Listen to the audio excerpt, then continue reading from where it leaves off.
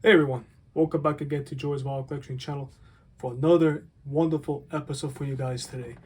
Today's episode is consisting of something probably I would say unique that I have bought just on recent days online. I was going through basically on eBay and I came across this album. Wonderful album with some fantastic songs that was actually recorded during the time in the Stax session. As you all know, the Stax session had persisted almost of 3 albums.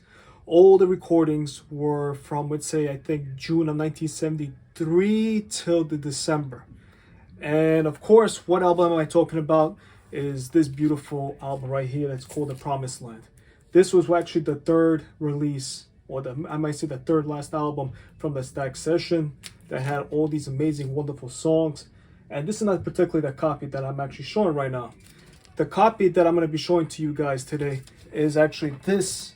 I would say, I don't know if I'm going to call it 100% as pristine, just looking by the wear of it, but in fact, it's a sealed copy from 48 years ago, from 1975. And as you can see, it does even still state as a factory sealed for your protection. That usually came on the side of the label. I mean, it looks pretty good, like everything looks like it's sealed properly. The spine looks pretty intact. The only downside is I believe maybe from the time it was stored, as you can see, it looks like it's a little bit, the shrink wrap has ripped from the bottom over here and as well on the back over here. So, and as you can see, like a little bit, I'm not going to remove the whole shrink wrap. I'm just opening up with you guys. Why am I saying that is, particularly when they released this album, it came out in 1975. The first one that actually came out was Raised on Rock, 1973, right after the recording. I believe it was sometime in December. And then, of course, you got the Good Times that came out 74. And then this one came out in 75, right here. Excuse me. So, the original album usually came out with the 10 label of the 75. And particularly this one right here that's in my hands that I actually have this copy. It is a 1S pressing from Indianapolis. And this is a 1S on a 10 label. Now, they also came with an orange label that was a Hollywood pressing. And usually with the Hollywood pressing, those are the rarities, or I could say rare type of LP to have in your collection. So, without the further ado, how about we open this sealed copy from almost 45 years ago. And I picked this up basically on eBay. I mean, it was for a decent price, less, just about, I'm going to put it out there, it was about 20 bucks. And I say, you know what the heck? I'll just put it out and see what I get out of this copy. It could be another 10. If it's a 10, great. I'll just have it in my collection because I love all the Stax session recordings from Elvis. I enjoy them thoroughly so much. It's one of my favorites from the 70s as well. I mean, all his tracks are fantastic either way. So let's open up this together after 45 years. So I'm opening it right now, putting in the blade. You guys are probably like, man, you should not open that. You know what? You should open that and take a look. Because you never know. Let's see if it's not warped or not. So I'm opening it right now. I'm trying to open it very slow without any damage and keeping the shrink wrap as it is. All right, it is open. So let's open up together with you guys, see what we have, what kind of inner sleeve we have. I'm removing the inner sleeve and, something unique type of fonts that says Elvis.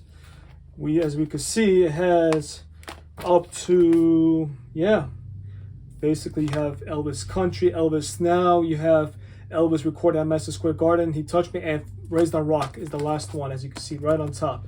So in fact, this is the original inner sleeve, but what record? Let's pull it out. And it's a 10 label. Yes, indeed, it's a 10 label. As you all can see, it looks like in a really nice condition, all honestly. So here we go. A nice looking 10 label. Unfortunately, it's not the orange that I was actually kind of anticipating, but hey, it is what it is. It adds in my collection. And we'll just make sure if this is another 1S. Indeed, it's another 1S, and it's an Indianapolis pressing. And the record looks fantastic. I mean, all around, for almost 45 years not being open, it does look like it's a Dynaflex. So, as you can see, it's Dynaflex. Yeah. Really not even a minimal cleaning needed on this record, all honestly, too. Nice and shiny. Pretty awesome. So, let's go on and see what's the track list and On the Promised Land. As we all know, Promised Land title is the first track on side A. Fantastic song, vocals on top, superb. There's a honky tonk angel who will take me back in, another fantastic kind of country song I enjoyed thoroughly. But then comes these two songs that I enjoyed thoroughly myself. It's called Help Me and Mr. Songman. Those two especially, there's some kind of feeling to it when you listen to it. I'm not sure how to explain, but like when you're in the times you need and you kind of a little bit put it on, you enjoy it thoroughly. Then you have the Love Song of the Year, another fantastic song from side A. So basically side A, top notch, all of them. Now we go side B. You have It's Midnight, another fantastic song that was actually prior to this released as a single along with Promised Land. So Promised Land on side A and side B would have been It's Midnight. Then you got Your Love's Been Long Time Coming, another great fantastic song. If you talk in your sleep, very, very great. Thinking About You, and then Asked Me To. Basically, the whole side. Like I said, I enjoyed thoroughly all the Stack session, along from Raised on Rock to Good Times and to Promised Land. So, as you can all see, guys, let me know what you think about this. It looks like a nice, cover with the shrink. Besides, again, like I said, on bottom corner from the shelf where it kind of a little bit's ripped it up. And I'm glad to have bought it, because opening up a record almost about what, like I said, 48-year-old record, I'm gonna pop it in. So I might actually stop this video, pop it in, and let's take a look how the record spins on the turntable itself. We'll be right back. It looks like a much better quality control after almost 48 years. I will say one thing.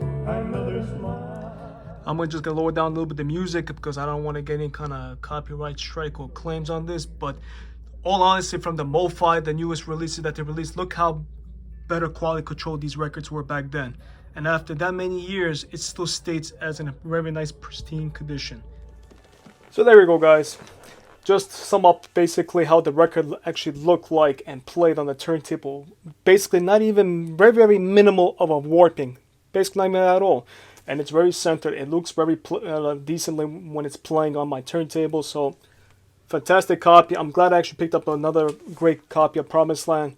I know they also have a quad disc for the Promised Land, which I'm still trying to anticipate to try and pick up that copy if I come across for a good price, because they do go for a little bit of money as well. But like I said just before on the video with the record spinning on my turntable, the quality control were just superb back then. And you could tell by fact. And even myself, I actually had to contact MoFi for the newest release of the 2LP box set from the one disc, Ultra one disc pressing.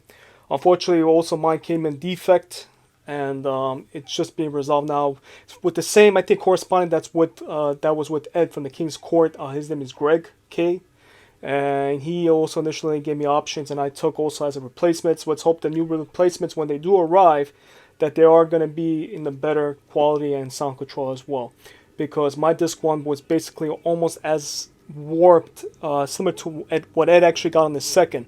And also on top of that, the needle was like bouncing, and it's not only like it was waving, but it was actually bouncing on top. So it was basically giving a lip, even though it didn't look like it. It had that really bad kind of quality control on my record.